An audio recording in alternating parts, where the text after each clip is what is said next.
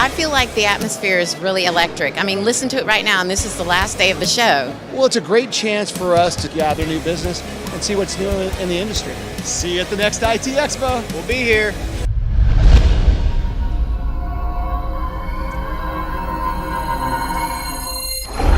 Good morning. How's everyone doing today? Great. I'm really grateful for the opportunity presented today. You here are, I'm guessing, from the business side, the small business side, and I know there's some providers in here too. So I'm here to give you some insights into how a company like Uber consumes a lot of these service provider technologies. And telecom has transformed in last 10, 15 years, and we can see that happening at Uber too. So with the Uber story, if I can hopefully give a glimpse into how telecom is changing, would have achieved my objective too. And also, we are using telecom and IoT as a competitive advantage, not just as something we consume. So with that, a little bit about how the industry is changing too. I was talking to one of my friends who actually runs security at a weighing machine company, and they went for an offsite and found out what are the biggest threat that could happen to our company. And when I showed him this, he was like, this definitely probably tops the chart. He definitely doesn't want his connected weighing machine at home to do this to his wife. All right, so a little bit about myself before we start. So I've been I've built technology, communicated about technology, and was selling technology, and did some consulting related to tech, to having a tech startup, and now doing sourcing and partnerships for my last part of the career. I'm sit on some of the IoT and some of the startup boards. So this is kind of the agenda. So it's important to talk about Uber as a company because that is very integral to how we use telecom and IoT. Talking a little bit about Uber and what is telecom and IoT at Uber, and how some of the things that we're doing, we're turning into IoT and telecom into a competitive advantage. All right, about Uber. We just recently completed 10 billion trips. We are growing 34% year-on-year gross bookings. This is the amount that we make before we give a cut to our partners, drivers, couriers. We're growing 38% year-on-year net revenue. We are on a path to profitability if you remove some of the R&D investments that Uber does, like self-driving, etc. We are almost there. We have around 100 million riders in our platform. Just to put it in perspective, the population of the United States is 350 million. So you have these many riders using our platform on a monthly basis. We are around 3 million drivers and in 70 countries. To also put it in perspective, we're not an employer, but people who look for work in our platform are more than People Liberation of Army of China. In a month. We're only surpassed by US Department of Defense from people looking for work on a monthly basis. We're in 700 cities, 22,000 employees, around 30,000 BPO agents who actually take your fare queries and questions that you have, and also drivers have. We have what we call 750 hubs. These are locations, if you're a driver, you can go to sign up to be an Uber driver.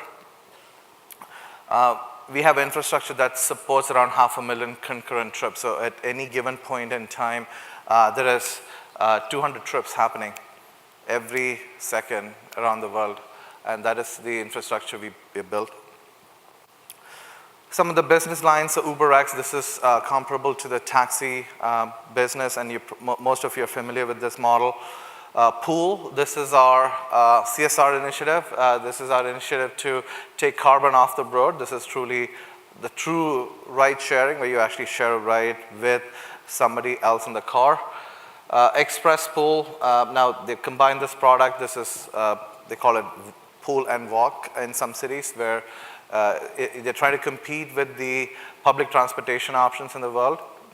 So to give an example, if you take the city of San Francisco from one end of San Francisco to the other end, it probably costs around $14 on an UberX. And then on an Uber Pool, we brought it down to close to $6, $7. And with Express Pool, you probably can do it at $4.50. But if you look at the public transportation option available, it's still at $2.50 if you take a Muni in San Francisco. So it's heavily subsidized by the governments around the world. And to compete, you have to really think about how to optimize, be creative, even see how you can take labor out of that equation so that it becomes the cheapest option for you consumers. Uber Select, this is the premium option for the riders. Uber Black, you get a premium car with a professional driver. Uber XL is for large groups. Uber Wave, this is a product specifically designed for disabled passengers. For example, in London, so Jamal, you can see Jamal on the picture here. Taxis are supposed to have an on-ramp, and they're supposed to stop for you if you're a disabled passenger, but they don't. So we have actually built an app for disabled people to just hail the Uber so that they'll come specifically wait for them and help them get on. CV, this is a flagship product which gives you a large car, premium car, and professional driver. We have Uber Lite. This is live in India and Brazil, so it can actually work in 2G networks, not just 3G and 4G networks. We have Uber for Business. We actually sell into your travel departments, wherein it's a B2B product, and your company gets a discount, and instead of expensing the taxi rides, it's an easy option for you to select a profile on your Uber, and it goes into your expense account.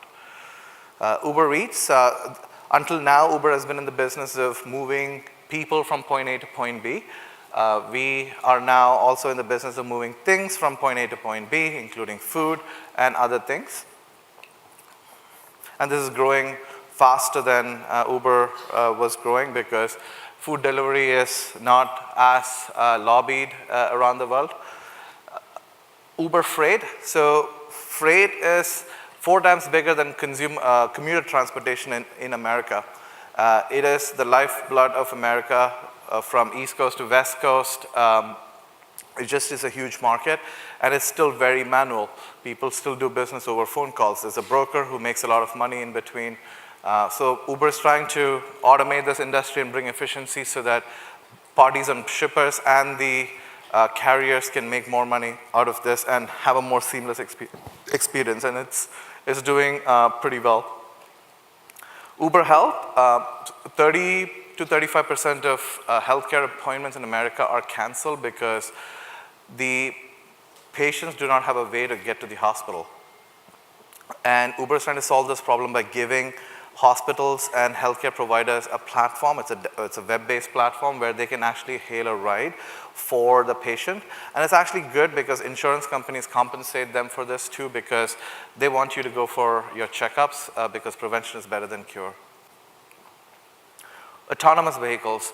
So this is our bet for self-driving. There are a few companies now in this market. And we have already driven 1 million miles, and it's about testing what the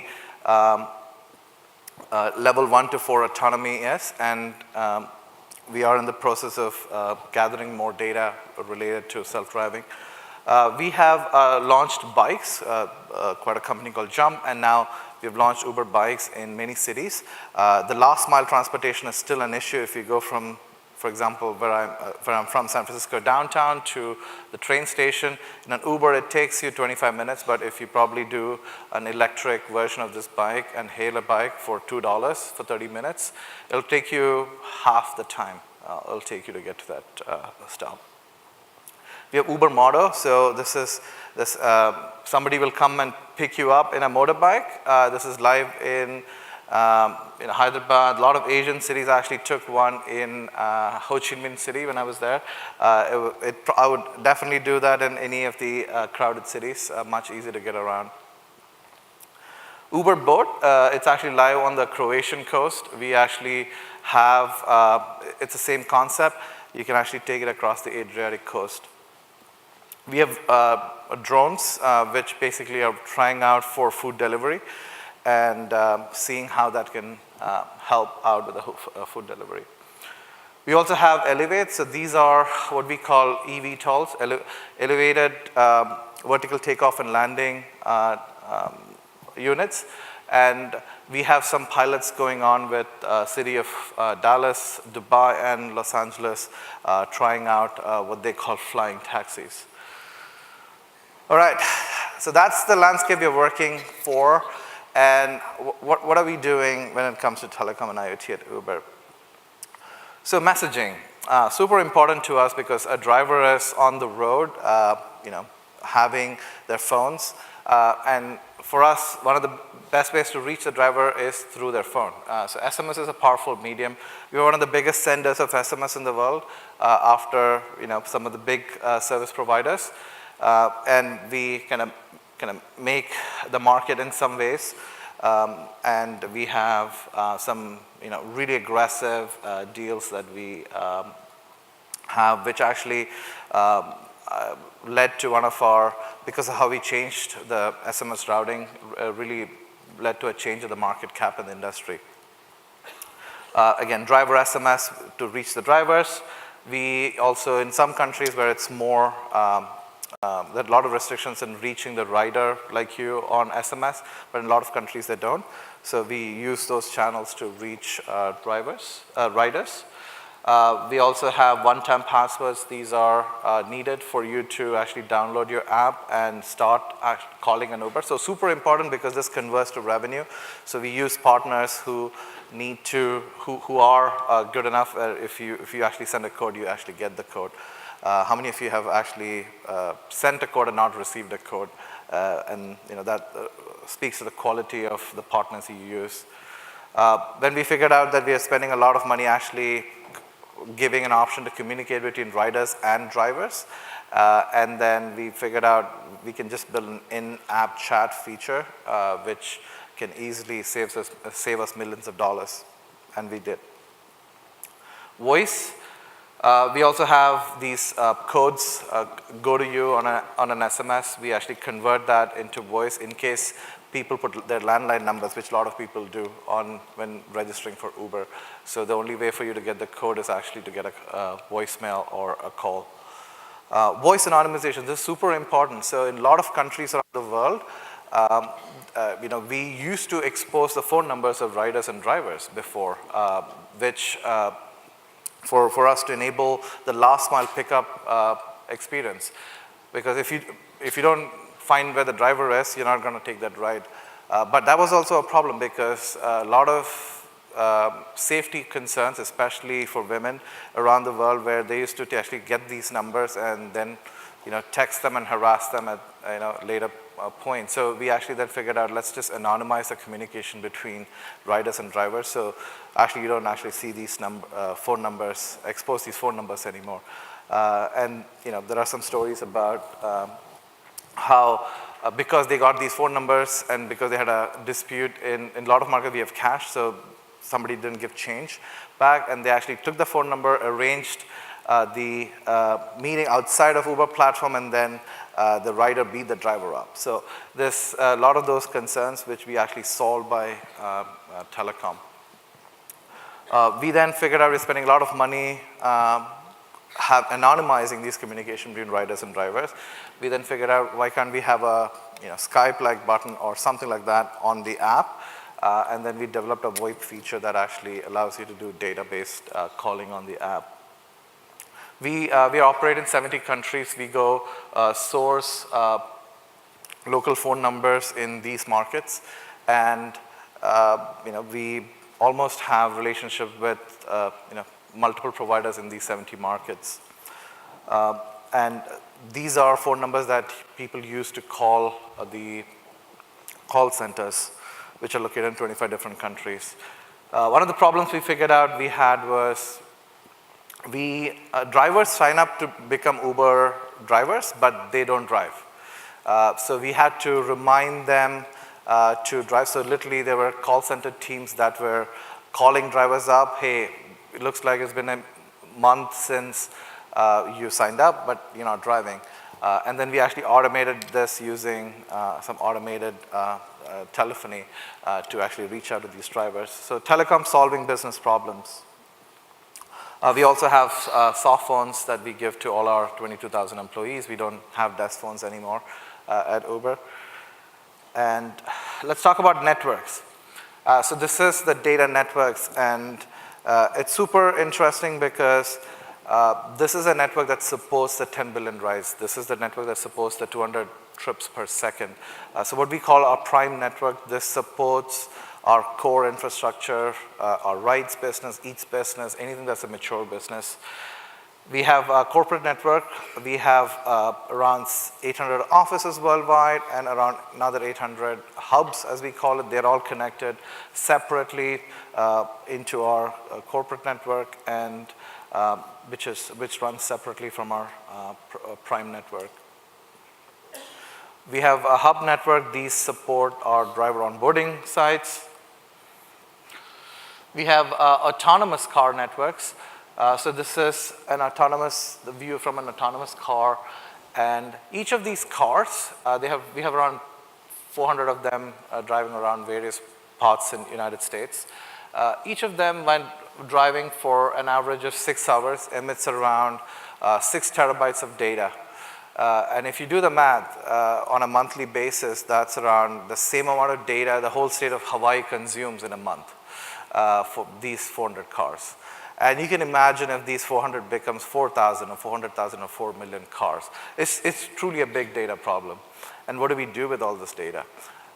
So there's a separate network that actually has big pipes to support self-driving network. We have contact center network, agents, around 35,000 agents worldwide in 25 different locations in 9 different countries, connected by a separate network to support Uber.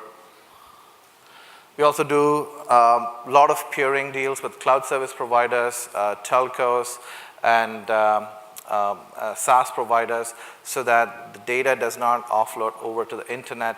It's a direct data transfer between Uber and these companies, so the app becomes faster for all its users. We're also toying with concepts and actively working on concepts like bandwidth on demand. So New Year's Eve and Halloween are one of the 2 busiest days for Uber. Guess people don't like to drink and drive on New Year's, and maybe they don't like to dress up and drive, I guess, for Halloween. So the network consumption is around 2 to 3x on those days. Similar classic problem if you're in retail too, your spike during holidays is 10x of your regular. So how do we make sure we are paying for what we actually use? Could we have bandwidth on demand models that we pay for the 2 to 3x only during the days when we have to pay for it? We have IoT network, and I'll be touching upon IoT as a separate topic. We have a bunch of IoT use cases at Uber, and not all of them are public use cases. A lot of them are private. You definitely don't want your IoT chip in your self-driving car to be hacked, right? So we use a private network to actually power that IoT network. Wireless, we provide corporate cell phones to our employees, our MiFis. We also have in some cities where the internet connectivity in a lot of places around the world actually takes a long time. In some cities, it takes 6 to 9 months to still get an internet connection. So we actually ship an RF kit with multiple data SIMs in it, and a new city is launched in less than 2 weeks. So our model for launching new cities is that there's a general manager that is hired, and the general manager hires an operations manager and a marketing manager. And an operations manager's job is to make sure there's enough supply in that city. So let's say a minimum pool of 50 drivers. And once the supply is there, the marketing manager's job is to create demand. They create the demand in the city marketing to have enough riders to actually use this supply. And boom, a business is launched in 2 to 4 weeks in a new city as soon as we get an approval. So it's a repeatable model that we have, and in some cases we have to move fast with the business. And there are 30 people working in that office, so we need to make sure they're connected. IoT. So this is a version of a self-driving car. So you can see there are LiDARs on top, there are sensors, video sensors, and there is actually a modem on the top of the car which has 2 IoT chips in it from different service providers to ensure 100% coverage. And these cars actually won't start without that IoT connection, because that's the fleet management of the cars. Of course, once the car starts moving, it'll keep moving and won't stop. But for them to actually start this car, we need an IoT connection. So super important IoT as we look at these new technologies. We also have thinking about self-driving vehicle-to-vehicle communication using IoT. So as I mentioned before, there is a big data problem on these self-driving cars. So now the question becomes, as your cloud becomes your edge, can a lot of these processing happen on the edge, not on the cloud? So instead of sending these data back to your infrastructure, can, let's say, 80% of the communication happen over on the edge? With 5G, promising you 5 millisecond to 10 millisecond latency, can we do a lot of these processing on the edge? And V2V communications, V2V can probably solve some of that problem. If this is how a self-driving car will look like in the future, what are we doing to make sure that we have enough infotainment options through connectivity to these cars? Will each seat have a Netflix connection? Are they all coming from the same IoT plan, or is it different? Is it a big pipe? Is it multiple small pipes? There's a lot of problems to be solved. Of course, Uber is focused on actually solving the problem of self-driving. We call these secondary use cases, but I'm sure the BMWs and Audis of the world are looking into and heavily investing in connected cars, which power some of these already.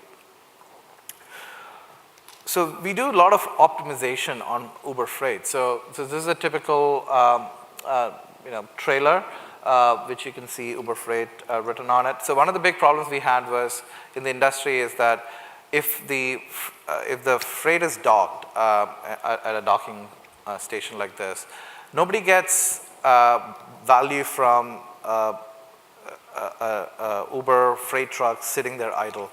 Either you're paying the driver for overtime, or in some cases, based on how you've negotiated, you're not paying. And each of these drop-off points probably take 3 to 4 hours. Now, we did some pilots with some IoT projects where we actually put a IoT sensor in the trailer, and that gave a notification to the depot that this trailer was coming, and we could reduce that wait time from 3 to 4 hours to 1 to 2 hours. And stopping the wastage, giving more money back into the market. So this is a Uber mapping car. We used to actually go around 80 countries mapping the roads on a 2D and 3D fashion, send the data back to our offshore teams where they do a lot of data manipulation. And each of these cars had IoT chips in it which sent data wirelessly. We used to have a lot of projects which actually captured the video of our cars, and these are Uber. They used to be Uber-owned cars where we used to own cars and lease it to our drivers. We have spun off that division, but these used to give data for law enforcement and security purposes, and again, IoT chips sending those data to the cloud. We also used to have and still have in some cases OBD2 dongle IoT, which basically tracks your mileage and gives you a lot of vehicle diagnostics. And we use this for usage-based insurance. And Uber is also an insurer. We figured out we're spending too much money on insurance, and we actually became an insurance company. We're the 10th biggest auto insurer in America. We insure each ride, and a lot of data we collect from our leased vehicles used to come handy. So this is a typical restaurant concierge desk, if I may. And you can see there's a desktop and a bunch of tablets. And everyone in the industry, in the food delivery, provides a tablet because they don't want to compete with the real estate space on that desktop.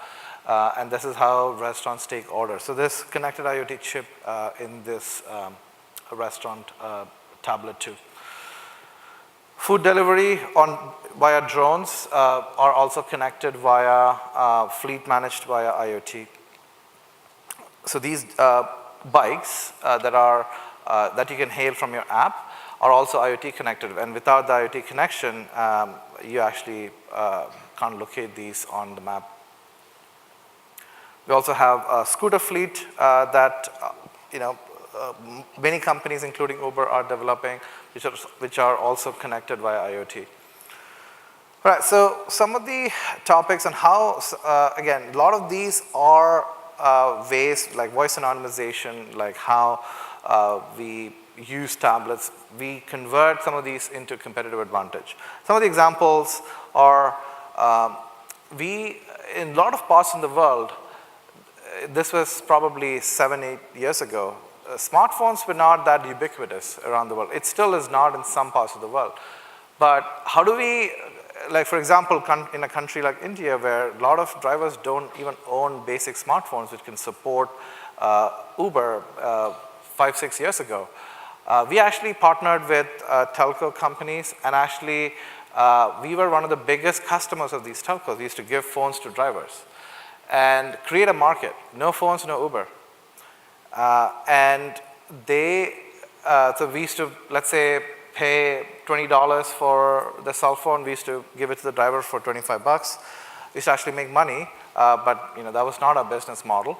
But it is how you unlock a business market using telecom.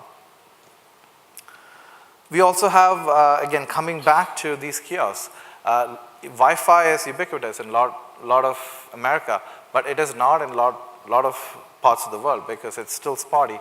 Now, what happens if the restaurant Wi-Fi does not work?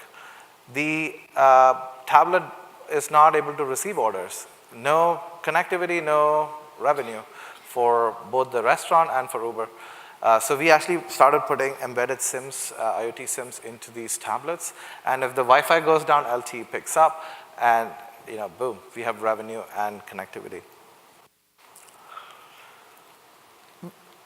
If some of you who have been with service providers know that one of the competitive intelligence data that you can have on a real-time basis is what is the signal strength across different parts of the world, and also how your competitors are doing, how the drop-off between towers are. So I have 3 million drivers driving around the world. I have probably all the service providers represented on the cell plans, and there is some information that we can give via API, which very few other companies in the world can, and you're unlocking business potentials, partnership opportunities with a lot of these telecom companies, which we are exploring. Another example is if any of you are in the SMS industry, you'll know that one of the biggest problems in the SMS industry is that you don't know whether the SMS has been delivered. A lot of the players tell you that SMS has been sent, but they'll never tell you SMS has been delivered. So there are technologies available where an app like Uber, which is on around 100+ million phones, if an app is downloaded on your phone and if SMS has been sent to your phone, the app developer can actually detect whether the SMS has been delivered or not on your phone.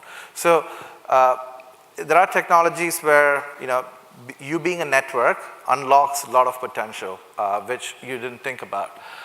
So these are some of the ways that Uber has been using IoT and telecom to power competitive advantage.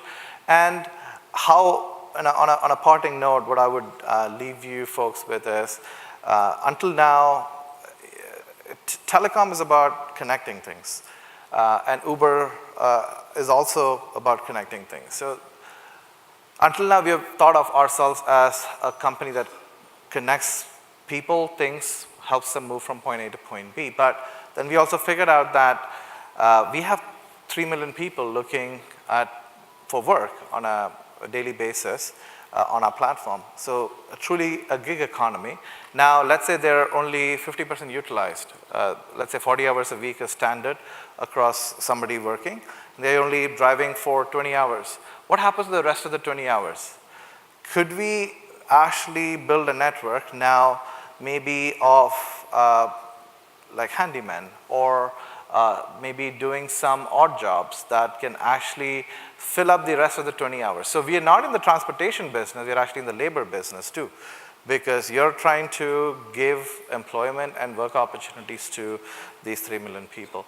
So when you think about your companies and products as networks, it changes the way you think. And in telecom, you have an opportunity to connect what telecom does best, which is connect, and what your business will also do. With that, I'll leave the podium. Thank you very much for your time, and thanks for listening.